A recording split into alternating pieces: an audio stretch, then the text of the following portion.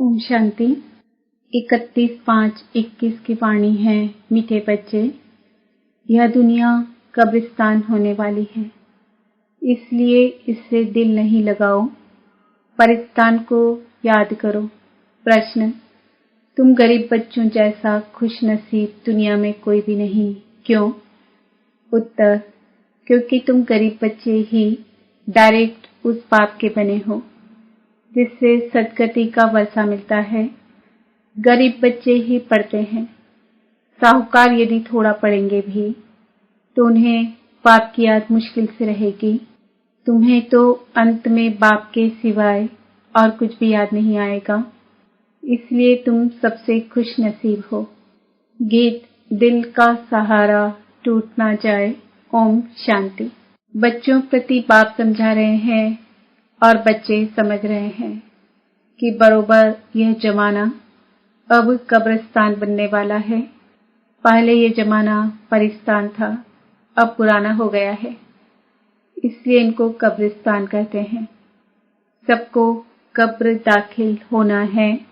पुरानी चीज कब्र दाखिल होती है अर्थात मिट्टी में मिल जाती है। यह भी सिर्फ तुम बच्चे ही जानते हो, दुनिया नहीं जानती। कुछ विलायत वालों को मालूम होता है कि कब्र दाखिल होने का समय दिखता है। तुम बच्चे भी जानते हो कि परिस्तान स्थापन करने वाला हमारा बाबा फिर से आया हुआ है।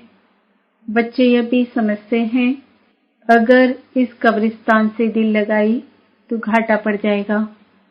अभी तुम बेहद के पाप से बेहद सुख का वर्षा ले रहे हो, सो भी कल्प पहले मुआफिक। यह तुम बच्चों की बुद्धि में हर कदम रहना चाहिए। तो यही मन मनाभव है। बाप की याद में रहने से ही परिस्तानी बनेंगे। भारत परिस्तान था और खंड परिस्तान नहीं बनते हैं। यह है माया रावण का फॉर्म। यह थोड़ा समय चलने वाला है। यह है झूठा शो, झूठी माया, झूठी काया है ना। यह पिछाड़ी का भपका है। इनको देखकर समझते हैं स्वर्ग तो अभी है, पहले नरक था। बड़े बड़े मकान बनाते रहते हैं। यह 100 वर्ष का शो है। टेलीफोन, बिजली, एरोप्लेन आदि यह सब 100 वर्ष के अंदर बनते हैं। कितना शो है, इसलिए समझते हैं स्वर्ग तो अभी है। दिल्ली पुरानी क्या थी, अभी नई दिल्ली कैसे अच्छी बनी है। नाम ही रखा है न्यू दिल्ली। बापूजी चाहते थे नई दुनिया राम राज्य हो, परिस्तान हो। यह तो टेम्परेरी फॉर्म है। कितने बड़े बड़े मकान, फाउंटेन आदि बनाते हैं। इनको आर्टिफिशियल स्वर्ग कहा जाता है अल्पकाल के लिए। तुम जानते हो इनका नाम कोई स्वर्ग नहीं है, इनका नाम नर्क है। नर्क का भी एक शो है। यह है अल्पकाल का शो। यह भी गया कि गया। अब बाप बच्चों को कहते हैं, एक तो शांति धाम को याद करो। सब मनुष्य मात्र शांति को ढूंढते रहते हैं। कहाँ से शांति मिलेगी? अब यह सवाल तो सारी दुनिया का है कि दुनिया में शांति कैसे हो। मनुष्यों को यह पता नहीं कि हम सब वास्तव में शांति धाम के रहने वाले हैं। हम आत्माएं शांति धाम में शांत रहती है, फिर यहाँ आती हैं पाठ बजाने। सो भी तुम बच्चों को मालूम है। अभी तुम पुरुषार्थ कर रहे हो सुखधाम जाने वाया शांति धाम। हर एक की बुद्धि में है हम आत्माएं अभी जाएंगी अपने घर शांति धाम। यहाँ तो शांति की बात हो नहीं सकती, यह है ही दुखधाम। सत्युग पावन दुनिया, कलयुग है पतित दुनिया। इन बातों की समझ अभी तुम बच्चों को आई है। दुनिया वाले तो कुछ भी नहीं जानते हैं, तुम्हारी बुद्धि में आया है। बेहद का बाप हमको सृष्टि चक्र के आदि मध्य अंत का राज समझाते हैं। फिर कैसे धर्म स्थापक आकर धर्म स्थापन करते हैं। अब सृष्टि में कितने अथाह मनुष्य हैं। भारत में भी बहुत है। भारत जब स्वर्ग था तब बहुत साहूकार थे और कोई धर्म नहीं था। तुम बच्चों को रोज रिफ्रेश किया जाता है। बाप और वर्षे को याद करो। भक्ति मार्ग में भी यह चला आता है। हमेशा अंगुली दिखाते हैं कि परमात्मा को याद करो। परमात्मा अथवा अल्लाह वहाँ है, परंतु सिर्फ ऐसे ही याद करने से कुछ होता थोड़ी है। उनको यह भी पता नहीं है कि याद से क्या फायदा होगा, उनके साथ हमारा क्या संबंध है, जानते ही नहीं। दुख के समय पुकारते हैं, हे राम। आत्मा याद करती है, परंतु उनको यह पता नहीं है कि सुख शांति किसको कहा जाता है। तुम्हारी बुद्धि में आता है कि हम सब एक बाप की संतान हैं, तो फिर दुख क्यों होना चाहिए। बेहद के बाप से सदा सुख का वर्षा मिलना चाहिए। यह भी चित्र में क्लियर है। भगवान है ही स्वर्ग की स्थापना करने वाला, हेवनली गॉडफादर। वह आते भी भारत में ही हैं, परंतु यह कोई समस्या नहीं है। देवी देवता धर्म की स्थापना जरूर संगम पर ही होगी। सतयुग में कैसे होगी, परंतु यह बातें दूसरे धर्म वाले जानते नहीं। यह तो बाप ही नॉलेजफुल है, समझाते हैं। आदि सनातन देवी देवता धर्म कैसे स्थापन हुआ।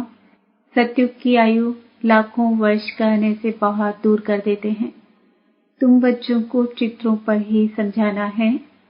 भारत में लक्ष्मी नारायण का राज्य था। इन्होंने कैसे कब यह राज्य पाया यह नहीं जानते, सिर्फ कहते हैं यह सतयुग के मालिक थे। उनके आगे जाकर भीख मांगते हैं तो अल्पकाल के लिए कुछ न कुछ मिल जाता है। कोई दान पुण्य करते हैं, उनको भी अल्पकाल के लिए फल मिल जाता है। गरीब पंचायत के मुखी को भी इतनी ही खुशी रहती है जितनी साहूकार मुखी को। गरीब भी अपने को सुखी समझते हैं। बॉम्बे में देखो गरीब लोग कैसे कैसे स्थानों पर रहते हैं। तुम बच्चे अभी समझते हो। भल करोड़पति हैं, परंतु कितने दुखी हैं। तुम कहेंगे हमारे जैसा खुश नसीब और कोई नहीं। हम डायरेक्ट बाप के बने हैं, जिससे सदगति का वर्षा मिलता है। बड़े बड़े आदमी कभी भी ऊंच पद पा ना सके। जो गरीब है वह साहूकार बन जाते हैं। पढ़ते तुम हो, वह तो अनपढ़ है। करके थोड़ा पढ़ेंगे भी तो भी बाप की याद में रह नहीं सकते। अंत में तुमको सिवाय बाप के और कुछ भी याद नहीं रहना है।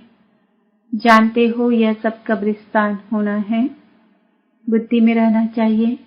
यह जो हम धंधा आदि करते हैं थोड़े समय के लिए है।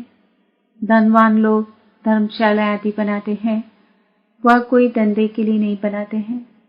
जहाँ तीर्थ वहाँ धर्मशालाएं नहीं हो तो कहाँ रहे।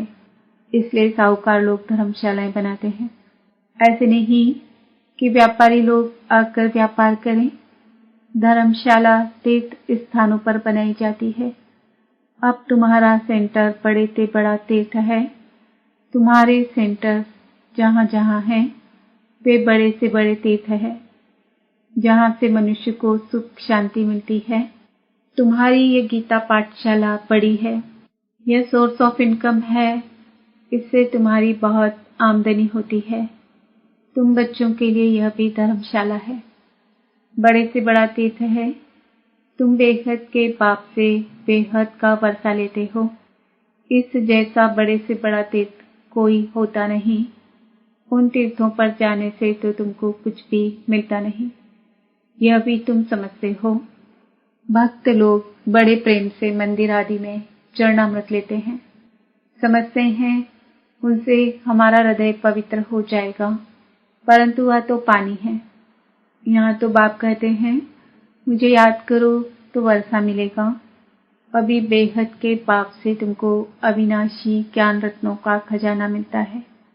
अक्सर करके शंकर के पास जाते हैं, समझते हैं अमरनाथ ने पार्वती को कथा सुनाई, तब कहते हैं भर दे झोली। तुम अविनाशी ज्ञान रत्नों से झोली भरते हो। बाकी अमरनाथ कोई एक को थोड़े ही बैठकर कथा सुनाएगा, जरूर बहुत होंगे और वह भी मृत्युलोक में ही होंगे। सूक्ष्म वतन में तो कथा सुनाने की दरकार ही नहीं। अनेक तीर्थ बनाए हैं। साधु संत महात्मा आदि ढेर जाते हैं। अमरनाथ पर लाखों आदमी जाते हैं। कुंभ के मेले पर गंगा स्नान करने सबसे जास्ती जाते हैं। समझते हैं हम पावन बनेंगे। वास्तव में कुंभ का मेला यह है। वह मेले तो जन्म जन्मांतर करते आए, परंतु पाप करते हैं। इससे वापस अपने घर कोई भी जा नहीं सकते, क्योंकि जब आत्मा पवित्र बने तब जा सके। परंतु अपवित्र होने के कारण सबके पंख टूटे हुए हैं। आत्मा को पंख मिले हैं। योग में रहने से आत्मा सबसे तीखी उड़ती है। कोई का हिसाब किताब लंदन में, अमेरिका में होगा तो झट उड़ेंगे, वहां सेकंड में पहुंच जाते हैं। लेकिन मुक्तिधाम में तो जब कर्मातीत हो तब जा सके, तब तक यहाँ ही जन्म मरण में आते हैं। जैसे ड्रामा टिक टिक हो चलता है, आत्मा भी ऐसे है, टिक हुई या गई। इन जैसी तीखी और कोई चीज होती नहीं। ढेर की ढेर सब आत्माएं मूल वतन में जाने वाली है। आत्मा को कहाँ का कहाँ पहुँचने में देरी नहीं लगती है। मनुष्य ये बातें समझते नहीं। तुम बच्चों की बुद्धि में आता है कि नई दुनिया में जरूर थोड़ी आत्माएं होंगी और वहां बहुत सुखी होंगी। वही आत्माएं अब 84 जन्म भोग बहुत दुखी हुई है। तुमको सारे चक्र का मालूम पड़ा है। तुम्हारी बुद्धि चलती है और कोई मनुष्य मात्र की बुद्धि नहीं चलती। प्रजापिता ब्रह्मा भी गाया हुआ है। कल्प पहले भी तुम ऐसे ही ब्रह्मा कुमार कुमारी बने थे। तुम जानते हो कि हम प्रजापिता ब्रह्मा के बच्चे हैं। हमारे द्वारा बाबा स्वर्ग की स्थापना करा रहे हैं। जब नंबरवार पुरुषार्थ अनुसार लायक बन जाएंगे तो फिर पुरानी दुनिया का विनाश होगा। त्रिमूर्ति भी यहाँ ही गाया हुआ है। त्रिमूर्ति का चित्र भी रखते हैं, उसमें शिव को दिखाते नहीं। कहा भी जाता है ब्रह्मा द्वारा स्थापना कौन कराते हैं? शिव बाबा। विष्णु द्वारा पालना। तुम ब्राह्मण अभी लायक बन रहे हो देवता बनने के लिए। अभी तुम वह पाठ बजा रहे हो। कल्प के बाद फिर बजाएंगे। तुम पवित्र बनते हो। कहते हो बाबा का फरमान है, काम रूपी शत्रु को जीतो। मामेकम याद करो, बहुत सहज है। भक्ति मार्ग में तुम बच्चों ने बहुत दुख देखे हैं। करके थोड़ा सुख है तो भी अल्पकाल के लिए। भक्ति में साक्षात्कार होता है, सो भी अल्पकाल के लिए। तुम्हारी आश पूरी होती है, यह साक्षात्कार होता है, वह भी मैं कराता हूँ। ड्रामा में नूर है। जो पास्ट हुआ second by second drama shoot किया हुआ है। ऐसे नहीं कहते हैं अब शूट हुआ, नहीं, यह तो अनादि बना बनाया ड्रामा है। जितने भी एक्टर्स हैं सबका पार्ट अविनाशी है। मोक्ष को कोई नहीं पाते हैं। सन्यासी लोग कहते हैं हम लीन हो जाते हैं। बाप समझाते हैं तुम अविनाशी आत्मा हो। आत्मा बिंदी है। इतनी छोटी सी बिंदी में 84 जन्मों का पाठ मुंदा हुआ है। यह चक्र चलता ही रहता है। जो पहले पहले पाठ बजाने आते हैं वही 84 जन्म लेते हैं। सब तो ले ना सके। तुम्हारे सिवाय और कोई की बुद्धि में यह नॉलेज नहीं है। ज्ञान का सागर एक ही बाप है। तुम जानते हो हम बाप से पैसा ले रहे हैं। बाप हमको पतित से पावन बनाते हैं, सुख और शांति का वर्षा देते हैं। सतयुग में दुख का नाम निशान नहीं होता। बाप कहते हैं आयुष्मान भव, धनवान भव। निवृत्ति मार्ग वाले ऐसे आशीर्वाद दे ना सके। तुम बच्चों को बाप से वर्षा मिल रहा है।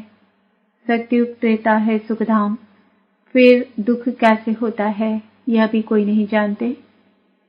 देवताएं वाम मार्ग में कैसे जाते हैं वह निशानियां हैं। जगन्नाथपुरी में देवताओं के चित्र ताज आदि पहने हुए दिखाते हैं। फिर गंदे चित्र भी बनाए हैं, इसलिए उनकी मूर्ति भी काली रखी है, जिससे सिद्ध होता है देवताएं वाम मार्ग में जाते हैं तो अंत में बिल्कुल कालेपन पड़ते हैं।